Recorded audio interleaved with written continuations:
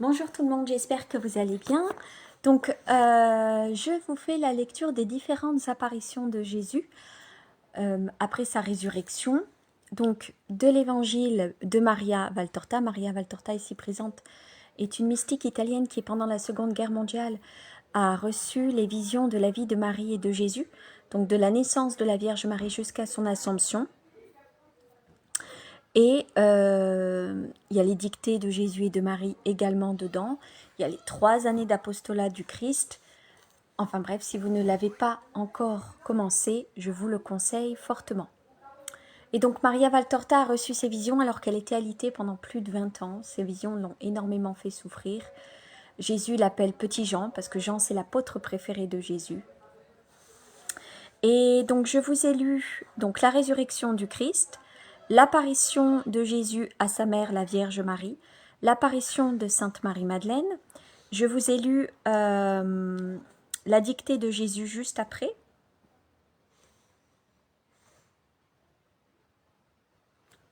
Et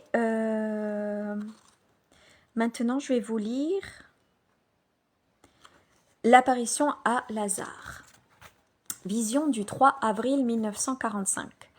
Le soleil d'une sereine matinée d'avril emplit le scintillement des bosquets de roses et de jasmin du jardin de Lazare, les haies de buis et de laurier, le feuillage d'un grand palmier qui ondule à l'extrémité d'une allée, le laurier très touffu, près du vivier, semble lavé par une main mystérieuse tant l'abondance de la rosée nocturne en a baigné et constellé les feuilles qui maintenant paraissent couvertes d'un émail nouveau, tant elles sont luisantes et nettes. Mais la maison est silencieuse, comme si tout le monde était mort. Les fenêtres sont ouvertes, mais pas une voix, pas un bruit ne monte des pièces. Celles-ci d'ailleurs sont dans la pénombre, car tous les rideaux sont baissés. À l'intérieur, au-delà du vestibule, dans lequel il y a de nombreuses portes, toutes ouvertes, qu'il est étrange de voir sans aucun apparat les salles qui servent habituellement pour les banquets, plus ou moins nombreux. Se trouve une large cour pavée, entourée d'un portique couvert de sièges. De nombreux disciples y ont pris place. D'autres sont assis sur le sol, sur des nattes ou même sur le marbre. Je distingue les apôtres, Matthieu, André, Barthélemy, les frères Jacques et Jude, Jacques, fils de Zébédée, les bergers avec Manaën, et d'autres encore que je ne connais pas. Je ne vois pas Simon le Zélote, ni Lazare, ni Maximin. Finalement, ce dernier entre avec des serviteurs, et il distribue à tous du pain et divers aliments, des olives ou du fromage, du miel ou encore du lait frais, pour ceux qui en désirent, mais ils n'ont guère d'appétit. Bien que Maximin les invite à manger, leur accablement est profond. En quelques jours, les visages se sont creusés, sont devenus terreux et rougis par les larmes. Les apôtres en particulier, et ceux qui se sont enfuis dès la première heure, ont un air humilié, alors que les bergers et Manaën paraissent moins accablés, ou plutôt moins honteux. Quant à Maximin, il est virilement affligé. Simon le Zélote entre presque en courant, et il demande « Lazare est-il ici ?»« Non, il est dans sa chambre, que veux-tu » Au bout du sentier, près de la fontaine du soleil, se trouve Philippe. Il vient de la plaine de Jéricho. Il est épuisé. Il ne veut pas s'approcher parce que, comme tous, il se sent pécheur, mais Lazare le persuadera. Barthélemy se lève. Je viens, moi aussi. Ils vont appeler Lazare, qui sort avec un visage déchiré, de la pièce à demi obscure, où il a sûrement pleuré et prié. Ils sortent tous et traversent d'abord le jardin, puis la partie du village du côté qui mène vers les pentes du mont des Oliviers. Une fois qu'ils ont atteint l'extrémité, à la fin du plateau sur lequel il est édifié, ils continuent par le chemin de montagne, qui s'élève et descend par des marches naturelles à travers les monts. Ceux-ci s'inclinent en pente douce vers la plaine de l'Est et s'élèvent vers la ville de Jérusalem, à l'ouest. Il y a là une fontaine avec un large bassin où hommes et troupeaux se désaltèrent certainement. L'endroit à cette heure est solitaire et frais. Des arbres touffus ombragent le bassin, rempli d'une eau pure qui descend d'une source de montagne, ne cesse de se renouveler et déborde en gardant le sol humide. Philippe est assis sur le bord le plus élevé de la fontaine, tête basse, ébouriffé, poussiéreux, avec des sandales trouées qui pendent à son pied écorché. Lazare l'appelle avec pitié. « Philippe, viens près de moi. Aimons-nous. Par amour pour Jésus, soyons unis en son nom, c'est encore l'aimer que de faire cela. Oh, Lazare, Lazare, je me suis enfui, et hier, après avoir passé Jéricho, j'ai appris qu'il était mort. Je ne puis me pardonner de l'avoir abandonné. Tous, nous avons fui, sauf Jean, qui lui est resté fidèle, et Simon, qui nous a rassemblés sur son ordre après notre lâche fuite. Et puis, aucun de nous n'a été fidèle, dit Barthélemy. Et tu peux te le pardonner? Non, mais je pense réparer comme je le peux, en ne tombant pas dans un abattement stérile. Nous devons nous unir entre nous et nous unir à Jean. Connaître les dernières heures de Jésus, Jean l'a toujours suivi, répond Barthélemy. Et ne pas laisser mourir sa doctrine. Il faut l'annoncer au monde, la garder vivante, elle au moins, puisque nous n'avons pas su pourvoir à temps pour sauver Jésus et de ses ennemis, intervient Simon. Vous n'auriez pas pu le sauver. Rien ne le pouvait, c'est lui qui me l'a dit. Je le répète, déclare Lazare avec assurance. Tu le savais, Lazare demande Philippe. Oui, cela a été pour moi une torture d'être au courant de sa mort, et dès le soir du Shabbat, et de savoir dans les détails comment nous allions réagir. Barthélemy l'interrompt vivement. Non, pas toi. Tu as seulement obéi et souffert. Nous avons agi lâchement. Simon et toi, vous avez été sacrifiés à l'obéissance. Oui, à l'obéissance. Ah, comme il était dur de résister à l'amour pour obéir à l'aimer. Viens, Philippe. Presque tous les disciples sont chez moi. Viens, toi aussi. J'ai honte de paraître devant le monde, devant mes compagnons. Nous sommes tous pareils, gémit Barthélemy. Oui, mais moi j'ai un cœur qui ne se pardonne pas. C'est de l'orgueil, Philippe. Viens, il m'a dit, le soir du Shabbat. Ils auront du mal à se pardonner. Dis-leur que moi je leur pardonne, car je sais qu'ils n'ont pas agi librement, mais que Satan les a dévoyés. Viens. Philippe redouble de larmes, mais il cède, courbé comme s'il était devenu vieux en quelques jours. Il marche à côté de Lazare jusqu'à la cour où tous l'attendent. Le regard qu'il échange avec ses compagnons est l'aveu le plus clair de leur accablement total. Lazare le remarque et s'adresse à eux. Une nouvelle brebis du troupeau du Christ, effrayée par la venue des loups, est en fuite après la capture du berger, a été recueillie par son ami. Puisqu'elle était égarée et a connu l'amertume d'être seule, sans avoir le réconfort de pleurer la même erreur parmi des frères, je répète le testament d'amour de Jésus. Je le jure en présence des cœurs célestes, il m'a confié bien des choses que votre faiblesse humaine présente ne peut supporter. Vraiment, elles sont d'une tristesse qui me déchire le cœur. Depuis 10 jours, et si je ne savais pas que ma vie sert à mon Seigneur, aussi pauvre et imparfaite qu'elle soit, je m'abandonnerais à la blessure de cette douleur d'ami et de disciple qui a tout perdu, en le perdant lui. Il m'a dit notamment « Les miasmes putrides de Jérusalem, corrompus, rendront fous mes disciples eux-mêmes. Ils fuiront et iront chez toi.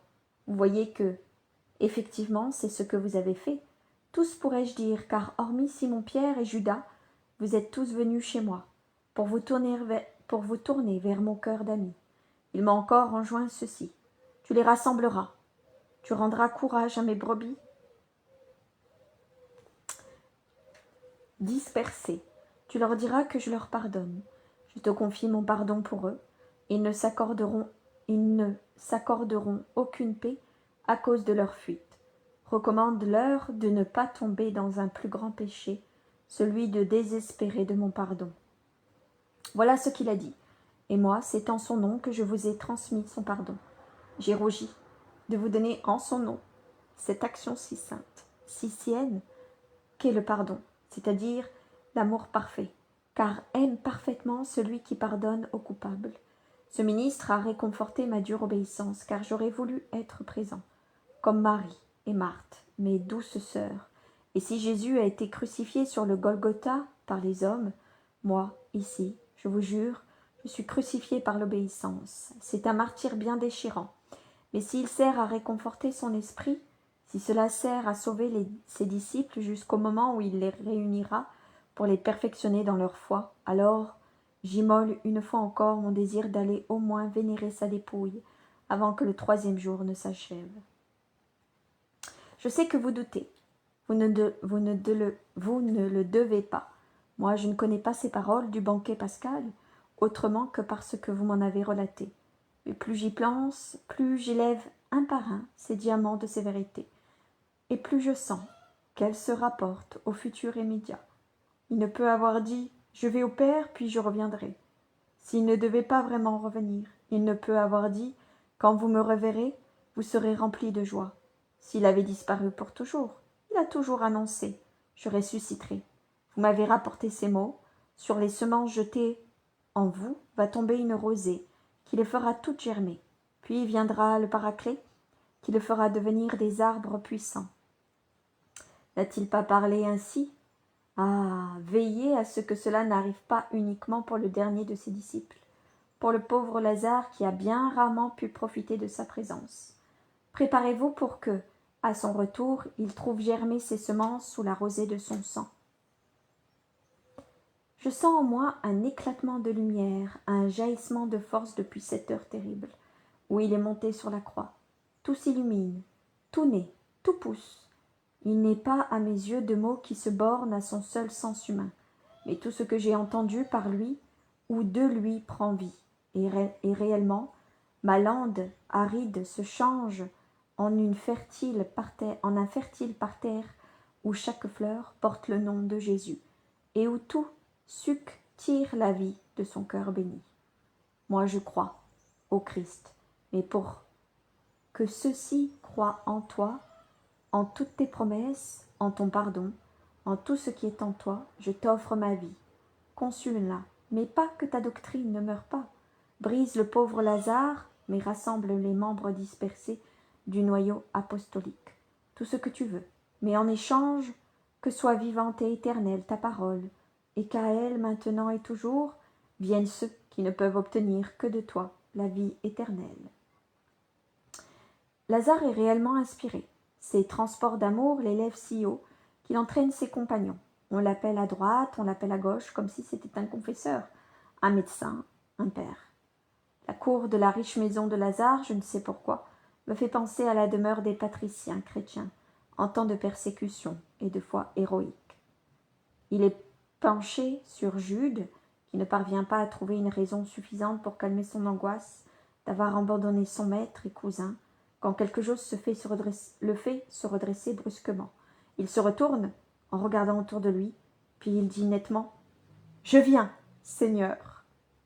Ce sont ces mots du prompte adhésion de toujours, et il sort en courant comme s'il suivait quelqu'un qui l'appelle et le précède. Tous se regardent avec hautement et s'interrogent. Qu'aura-t-il vu? Mais il n'y a rien. As-tu entendu une voix, toi? Moi? Non. Et moi non plus. Alors, Lazare serait-il malade de nouveau? Peut-être. Il a souffert plus que nous, et il nous a donné tant de force à nous, les lâches, peut-être que le voilà maintenant pris de délire. En effet, son visage est très altéré, et son regard était ardent pendant qu'il nous parlait. Serait-ce Jésus qui l'a appelé au ciel? Effectivement. Lazare lui a offert sa vie tout à l'heure. Il l'a aussitôt accueillie comme une fleur. Ah, malheureux que nous sommes, qu'allons-nous devenir? Les commentaires sont disparates et douloureux. Lazare traverse le vestibule, sort dans le jardin sans cesser de courir souriant, murmurant, et c'est son âme qui parle.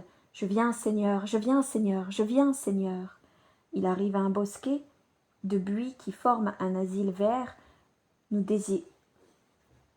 dirions un pavillon vert. Il tombe à genoux, le visage sur le sol en s'écriant « Oh, mon Seigneur !»